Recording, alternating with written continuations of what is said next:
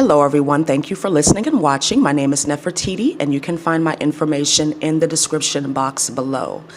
This is an energy update for the week beginning March 8th, 2020 through March 14th, 2020.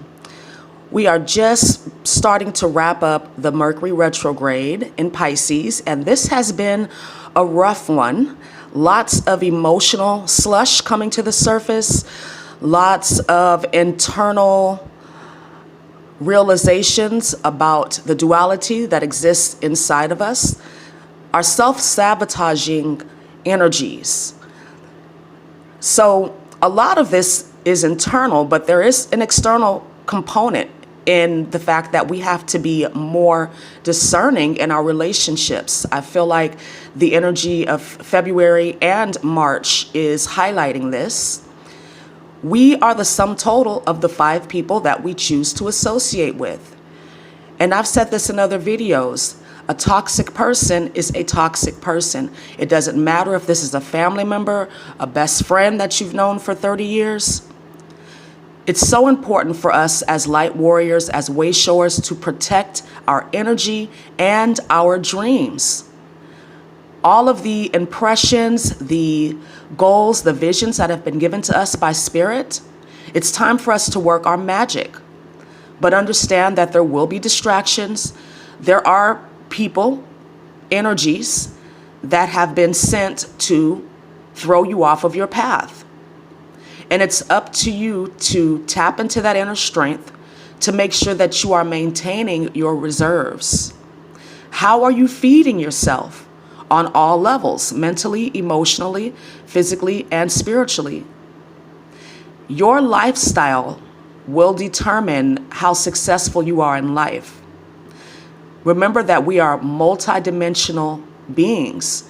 We have a spiritual component and a physical component, and it's our physical bodies that are taking us through this ascension, through this journey on this planet Earth school. So what are your dreams? Neptune and Pisces energy is all about our highest ideals. It's also about delusions, illusions, and spiritual bypassing. This energy could also have made us feel a little depressed, maybe not as consistent in our energy and frequency, but that's okay. That happens. We are subject to the ebbs and flows of this physical reality. And when we do fall, when we do get into a lower vibration, we have the tools we need to lift ourselves back up. Calling on our spirit team for help. Calling on your inner wisdom. It's necessary sometimes to make a head over heart decision, which has been challenging with this retrograde, but we have the tools we need. So as we continue to make those edits and cuts and adjustments in our lives, it's so important for us to stay grounded and to stay focused. Some of the energies that we are trying to release from our life are going to be easy because we're just sick and tired of dealing with it. And we're ready to make adjustments. We're ready to make changes. Sometimes the energies that need to be released are challenging, difficult, hard, and it takes time because a lot of it is connected to how we feel other people will perceive us and the cords that we have with these people. And if they're unhealthy, they need to be cut, period. And it's not an easy process. It's often a painful one, especially if this is somebody that you have known for a long time or you're connected to by blood. But in order for you to move forward, sometimes that's necessary. Let's continue to be consistent with our spiritual work, with our meditations, our magic, all of the tools that Spirit has given us to use to navigate this reality. Now is the time to really be diligent and focused, creating schedules in your day that allow you to take care of all of the specific areas of your life. Remember, I like to focus on harmony as opposed to balance. Allow the universe to take care of the details, and you stay focused on the end result. So let's move on to the astrology. On March 9th, we have the Virgo full moon going exact at 10:48 a.m. Pacific Standard Time. This is a supermoon, which means it's closest to the Earth. It's not as powerful as an eclipse, but we're definitely going to be feeling these energies a lot more intensely than we would a full moon. And full moons in general are about release and manifestation, endings, culminations, and realizations. In overcoming the fear, especially the fear that's being pumped into the collective right now with the coronavirus and all the other things going on in politics. This full moon is opposed to that Neptune, so we're feeling really sensitive at this time. Full moons are already sensitive and extroverted in nature, so this is more intense, more intense sensitivity. You could be feeling confused, a little vulnerable, misunderstood, but we have Jupiter here trining that moon, so this is activating the Saturn-Jupiter conjunction, and Neptune is conjunct to Jupiter. So this is going to increase our faith, integrity, luck, wealth. And if you believe in hope, this will increase that energy as well. I've talked about hope in other videos.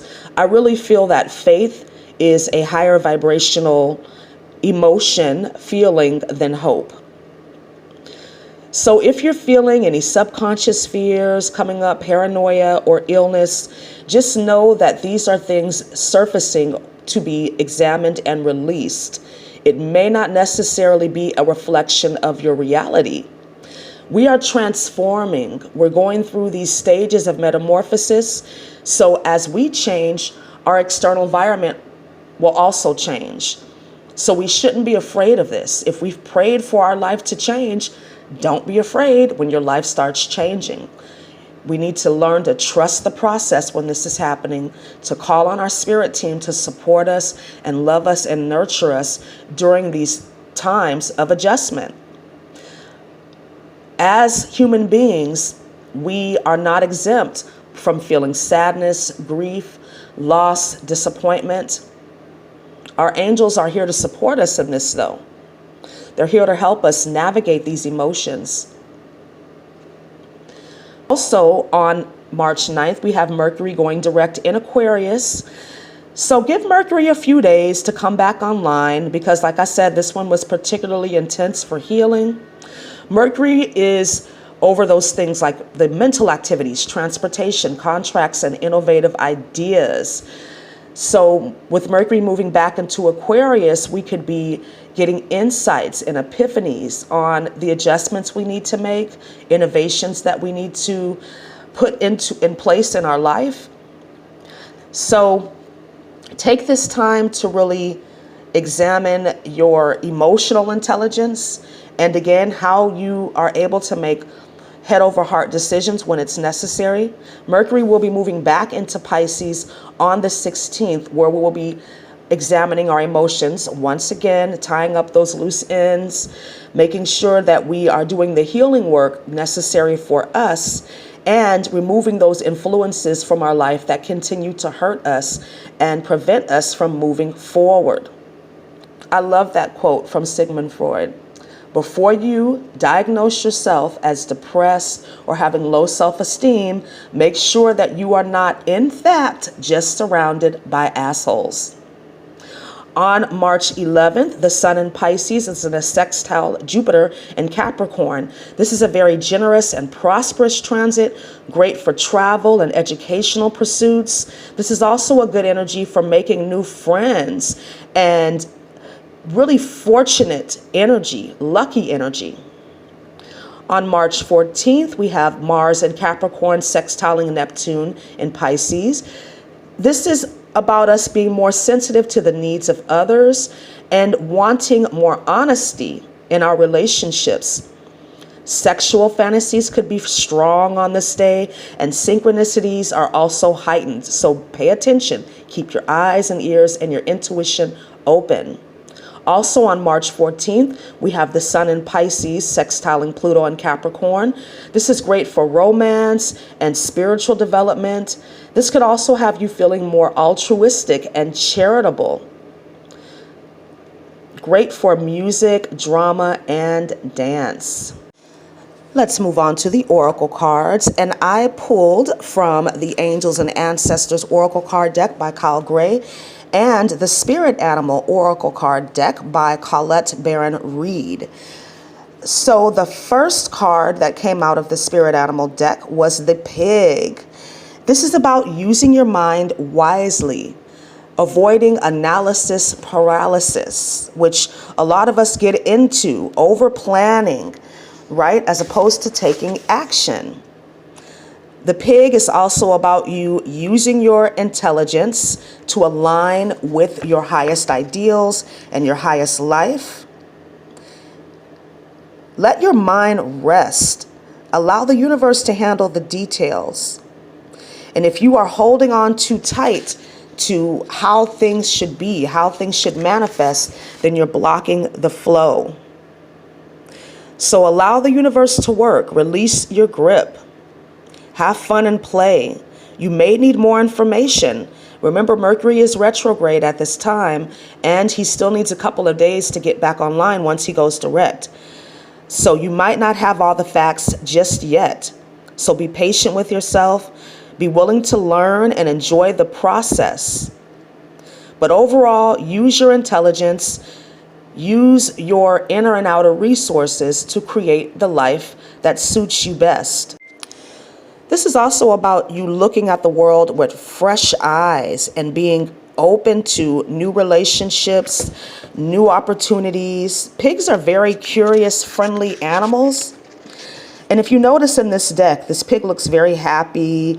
He's adorned with wings and he's on a cloud. So he's able to really see life from a higher perspective.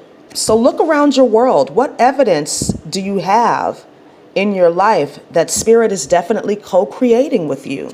Where are you overlooking your blessings? Where are you not practicing more gratitude? What do you need to learn? The second card out of the Angels and Ancestors Oracle card deck was the Snake. You got two animals this week. Shedding old skin. The snake in this deck represents a couple of things. First of all, Kundalini energy, which we have had a lot of activations over the past couple of weeks. I felt them myself. Kundalini activations happen differently for everybody. For me, I get an energetic surge through my crown chakra, and I can feel this going all the way down to my root. And as this is happening, I can feel the energy kind of pinging different areas of my body, and I'll feel pain or tension or tightness or maybe tingling, and I can really feel that energy kind of clearing, adjusting, and changing, shifting all of the things inside of me that need to be aligned with Spirit. This is also about releasing those things in your life that no longer serve you in a positive way. People, situations, circumstances. This card could also represent a particular person in your life that is a snake. Remember, we know who our enemies are typically. We know their hand. If somebody lets us know that they don't like us, they don't like what we're doing, we know who they are. But it's the people that are closest to us sometimes that have the most nefarious and ill intentions towards us because they're being manipulated by darkness. They may not necessarily be bad people, but if they're not maintaining their spiritual vessel, if they're not consistent with connecting with Spirit, then they're being manipulated. It's just that simple. So you may have people in your life that are deceptive, that are snakes, that really don't want to see you succeed, even though they're smiling in your face, giving you hugs and what-ups and all that kind of stuff. These people are not supportive of you. They don't have the same intentions as you. And whoever's coming to your mind right now, that is the person, even if you don't want to admit it to yourself. Because it's hard, right, to admit. So pay attention to the company that you keep, and also make sure that you are staying in alignment with spirit, meditation, and contemplation, journaling. The snake is not all bad, though. The snake represents transformation, too, and moving beyond the limitations that are caused by carrying the venom of negative thinking and of the negative energies that you've collected from others in your past and present. So the energy of renewal is washing over you at this time. And if you feel, especially during this Mercury retrograde, that you were misunderstood, that there was some miscommunications, just know that this will be renewed, that this energy will pass. And this is a time for connection and abundance within yourself. So allow yourself to be reborn and celebrate the new you. So since 2 spirit animals showed up in the decks today, we can take these as our spirit animals this week as well. Let's move on to the angel number. And the number that came up was 524. And I believe this came up in a previous reading. But 524 is a message that the angels are guiding you and overseeing all of the shifts and changes that you are making. They're leading you to auspicious circumstances, opportunities, and positive life changes. So trust the process. This is a time for you to really focus on your divine life purpose and soul mission, and the angels are helping you to get in alignment with those energies. So invite the angels in to help you in every area of your life, especially with your material and spiritual goals at this time. The energy is ripe for that. Your inner guides are here to make you feel certain and secure. This is about you being present and really becoming more aware of angelic and spiritual guidance in your life. Let's move on to the crystal, and turquoise came up. Turquoise is very special because it resonates with the throat, third eye, and heart chakras.